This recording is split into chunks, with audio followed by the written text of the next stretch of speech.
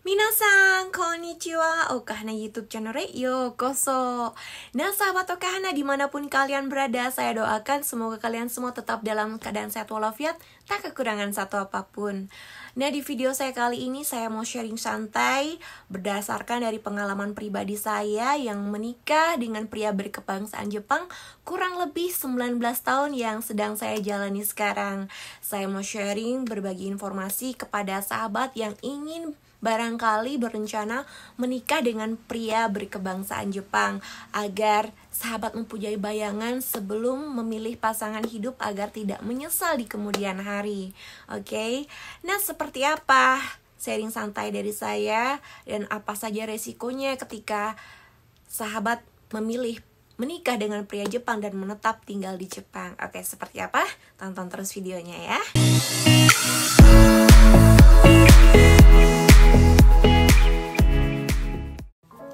Oke, langsung saja. Resiko yang pertama yaitu dari segi fisik dan mental. Dari segi fisik, beda dengan negara Indonesia. Negara Indonesia beriklim tropis dan Jepang itu mempunyai 4 musim. Maka dari itu, tubuh kita harus fit agar bisa beradaptasi, agar tidak gampang sakit. Nah, dari segi mental, kita harus siap dan kuat mentalnya. Karena kenapa? Ketika kita sudah memilih pasangan hidup, menikah dengan pria Jepang dan tinggal di Jepang, otomatis kita harus bisa beradaptasi dengan kebiasaan yang berbeda, dengan sifat yang berbeda, latar belakang budaya yang berbeda. Jadi kita harus bisa beradaptasi dengan lingkungan baru agar kita tidak menjadi sosok yang homesick ketika menikah dengan pria Jepang, karena banyak sekali hal-hal yang akan mengagetkan Anda ketika menikah dengan pria Jepang. Oke, yang kedua yaitu harus bisa berkomunikasi dengan bahasa Jepang dengan baik dan lancar. Iya, komunikasi menggunakan bahasa Jepang yang baik dan lancar ini sangat perlu sekali. Karena bagaimana? Karena orang Jepang itu jarang bisa yang berbahasa Inggris. Mereka sangat menjunjung bahasa ibunya yaitu bahasa Jepang. Karena itu ketika kita menikah dengan pria berkebangsaan Jepang, ketika kita tidak bisa berkomunikasi dengan baik, akan banyak sekali ada miskomunikasi, misunderstanding, dan akan menimbulkan masalah. Ketika Anda bisa berkomunikasi dengan bahasa Jepang dengan baik dan lancar, maka komunikasi akan berjalan dengan lancar, berjalan dengan baik, akan bisa mengutarakan isi hati kita kepada pasangan kita dengan baik, dan tidak akan lagi adanya misunderstanding. Oke. Dan juga bahasa ini sangat penting sekali dalam mencari pekerjaan di Jepang. Itu sangat penting sekali, atau juga dalam mengurus segala sesuatu yang ada di Jepang itu bahasa is number one. Oke, resiko yang ketiga yaitu kita dituntut untuk menjadi seorang wanita yang mandiri. Ketika Anda memilih untuk tinggal di Jepang bersama suami, Anda dituntut untuk bisa menjadi seorang wanita yang mandiri, karena di Jepang tidak ada asisten rumah tangga. Jadi kita harus bisa mengurus segala keperluan rumah tangga, mengurus rumah, mengurus anak-anak, misalnya lagi hamil, mengecek kandungan ke dokter sendiri. Ketika anak sakit kita harus mengantarkan ke dokter sendiri, antar jemput anak-anak ekstrakurikuler, dan segala hal everything kita kerjakan sendiri. Ketika Anda misalnya tinggal di tempat yang jauh dari perkotaan ibu kota misalnya, ketika jauh dari transportasi umum seperti kereta api dan bus, jadi kita dituntut untuk bisa menyetir mobil sendiri, karena sangat penting sekali, karena kemana-mana kita harus sendiri. Karena suami itu tidak akan selalu ada untuk kita. Suami itu bekerja dan bekerja, karena kalau tidak bekerja nggak bisa makan. Jadi ketika menikah dengan orang Jepang, kita akan belajar untuk menjadi seorang wanita yang mandiri, wanita yang tangguh, dan wanita yang survive dalam mengatasi segala cobaan yang ada di dalam hidup kita. Oke, yang keempat ini ya ngomongnya gimana ya, geli-geli gimana gitu ya. Yang keempat ini, ketika Anda memilih menikah dengan pria Jepang, siap-siap Anda akan menjadi wanita yang jablay. Karena kenapa ini fakta? Karena di Jepang itu, pria Jepang itu sangat kaku, tidak romantis seperti pria-pria bule, pria barat. Dia itu lebih mengutamakan tindakan daripada kata-kata. Jarang sekali Anda akan melihat pasangan yang berpegangan tangan di tempat umum, apalagi berpelukan. Dan orang Jepang itu sangat bertanggung jawab, bekerja untuk keluarganya itu sangat-sangat bertanggung jawab sekali. Jadi ketika menikah dengan orang Jepang, apalagi sudah mempunyai anak, akan lebih mengedepankan anak-anak, kebutuhan masa depan anak-anak daripada berromantis-romantisan dengan istri. Oke, jadi Anda harus bersiap-siap untuk jarang dibelai oleh suami. Maka dari itu saran dari saya, ketika suami seperti ini, Anda harus mempunyai banyak kegiatan yang positif.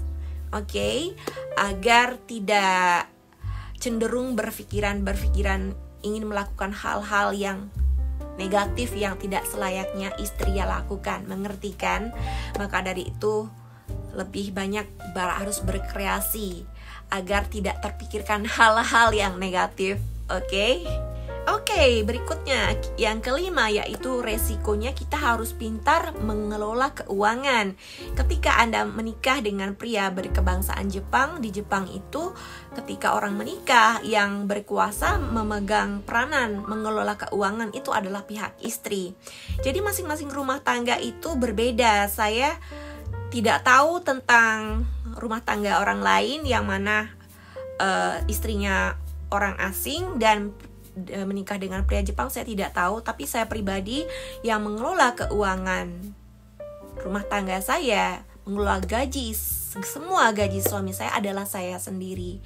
Jadi kita harus pintar-pintar menjadi istri, mengelola keuangan dengan baik. Jangan menjadi seorang istri yang boros. Jadinya kita itu harus ada buku seperti buku pendapatan dan pengeluaran itu harus dicatat setiap hari. Jadinya kita tahu dan kita tidak akan kaget ketika ada pengeluaran mendadak, pengeluaran darurat itu kita tidak kelabakan untuk yang namanya mencari dana keluar nanti. Dan juga saran saya di sini, ketika Anda memilih menikah dengan pria berkebangsaan Jepang, jangan menjadi istri yang bodoh-bodoh amat. Ketika Anda bekerja dan mempunyai penghasilan sendiri, jangan sampai suami Anda itu mengetahui berapa sebenarnya gaji Anda. Jadi Anda harus mempunyai cadangan sendiri, harus mempunyai tabungan rahasia. Jadi harus bisa cerdas dan menjadi seorang wanita yang berhemat, karena kita tidak tahu ke depannya itu nanti seperti apa. Kita harus mempunyai cadangan ketika hal-hal yang tidak kita inginkan itu terjadi. Jadi kita harus jaga-jaga. Jangan mau bodoh ketika menikah dengan pria Jepang. Yang keenam, resikonya kita harus pintar dan juga harus rajin memasak. Pintar di sini adalah kita harus berhemat, karena teman-teman ketika tinggal di Jepang nanti, untuk mendapatkan diskon agar bisa berbelanja murah, berbelanja makanan pokok seperti sayur, daging, ikan dan lain sebagainya, ketika Anda ingin mendapatkan harga 50% diskon, Anda harus berburu berbelanja itu di sore hari. Karena sebelum toko atau swalayan itu tutup, dia akan memberikan harga sale, potongan harga 50%. Di situ kita berburu sehingga kita dapat barang yang murah. Di situ kita bisa berhemat. Kenapa nggak makan di luar atau beli yang take out aja? Karena itu harganya sangat mahal sekali. Ketika kita rajin memasak di rumah, membeli barang-barang yang harganya diskon 50%, itu sangat akan menekan sekali biaya pengeluaran kita, budget makan kita. Yang ketujuh yaitu resiko kita menikah dengan pria Jepang. Ketika Anda memilih untuk bekerja selain sebagai ibu rumah tangga juga ingin bekerja sebagai part-time. Jadi Anda dituntut untuk bisa dan pintar membagi waktu dengan baik, pekerjaan dan keluarga dan anak-anak. Dan juga ketika Anda bekerja juga Anda dituntut sekali totalitas, karena di Jepang itu berbeda sekali dengan di Indonesia, yang mana di Jepang itu on time, harus perfect, dan juga harus mengerjakannya dengan cepat. Tidak ada yang santai-santai bekerja sambil main HP, no way, nggak ada. Dan di Jepang harus siap mental, karena kenapa? Karena kebanyakan di Jepang itu yang namanya ijime atau bullying itu akan sangat banyak sekali kita temukan, bukannya di tempat kerja saja tapi di sekolah-sekolah juga, di tempat kerja, apalagi kita orang asing, bullying akan selalu ada dimanapun kita berada, dan kita harus siap mental. Ketika hal itu terjadi, kita dengan bahasa Jepang kita yang lancar, kita bisa mengadukannya kepada HRD atau kepada atasan kita. Jangan pernah takut untuk menghadapi yang namanya bullying, oke? Yang kedelapan yaitu kita dituntut untuk menjadi seorang wanita yang bisa memanfaatkan waktu dengan baik, dengan kegiatan yang positif, bermanfaat dan produktif. Iya, seperti contoh ketika saya libur dari pekerjaan saya sebagai caregiver dan esthetician, saya mengerjakan side business saya, yang mana saya bisa kerjakan dari rumah. Ya, memanfaatkan waktu untuk masa depan nanti. Masa depan kita itu masih panjang, karena waktu itu nggak bisa dibeli dan juga nggak bisa diulang kembali. Ini adalah sebagai contoh ketika saya melakukan kegiatan hal-hal positif, mengisinya dengan hal-hal yang produktif, semangat, bekerja. Anak-anak akan melihat seorang sosok ibunya, dan mereka itu akan mencontoh sosok ibunya, bagaimana mereka akan bisa menghargai waktu, bisa menghargai uang, bisa menjadi seorang wanita yang mandiri kelak, dan bisa yang namanya menjadi seseorang yang mempunyai responsibility terhadap dirinya sendiri. Yang kesembilan yaitu cerdas dalam pergaulan. Iya, mungkin Anda juga tahu sukses atau tidaknya hidup kita, bahagia atau tidak hidupnya kita, baik buruk atau tidaknya hidup kita, tergantung circle pertemanan kita. Oke, maka dari itu saya bukannya sombong, tapi saya lebih memilih circle pertemanan yang kecil, yang mana sefrekuensi dengan saya, yang saling support satu sama lain, saling membicarakan masa depan dan nyambung dengan saya, dan ada dalam keadaan suka maupun duka selalu bersama.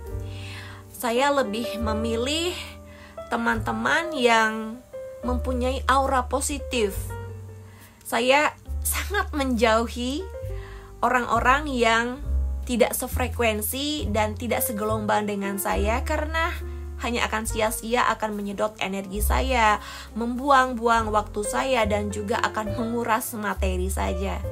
Itu hal yang akan sangat saya jauhi. Oke, sahabat, yang terakhir, yang ke-10, yaitu resiko ketika Anda memilih menikah dengan pria Jepang, yaitu yang pertama, ketika Anda bertengkar dengan suami, ketika Anda dalam keadaan terpuruk, tidak ada tempat untuk mengadu.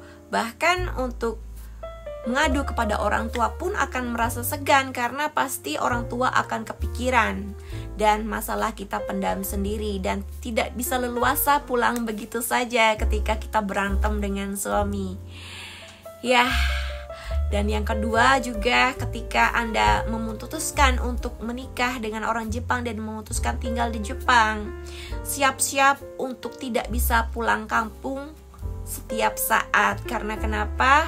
Karena membutuhkan biaya yang sangat begitu mahal, apalagi ketika Anda setelah mempunyai anak.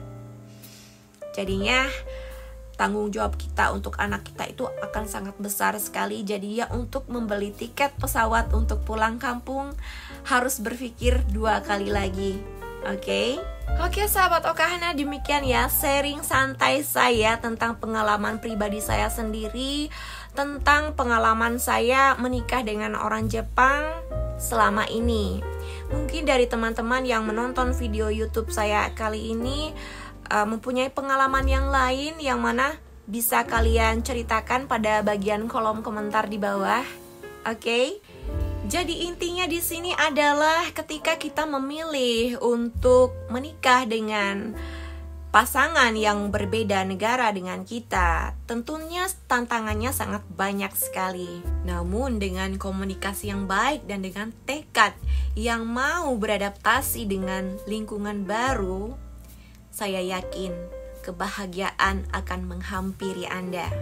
Di sini saya ingatkan, jangan perbedaan dijadikan penghalang untuk kebahagiaan Anda dengan pasangan Jepang Anda. Karena pada dasarnya pernikahan itu baik beda negara ataupun tidak, itu sama-sama membutuhkan yang namanya sebuah komitmen dan usaha agar pernikahan bisa berjalan dengan awet dan langgeng sampai akhir hayat memisahkan. Oke sahabat Okahana, demikian ya sharing santai saya kali ini di video saya. Semoga apa yang saya sampaikan bermanfaat untuk Anda, khususnya yang ingin menikah dengan pria Jepang agar Anda mempunyai bayangan. Oke, akhir kata saya Okahana mengucapkan thanks for watching and see you in my next video. Sayonara, mata ne, arigatou gozaimasu. Tell me pretty lies, look me in the face, tell me that you love me, even if it's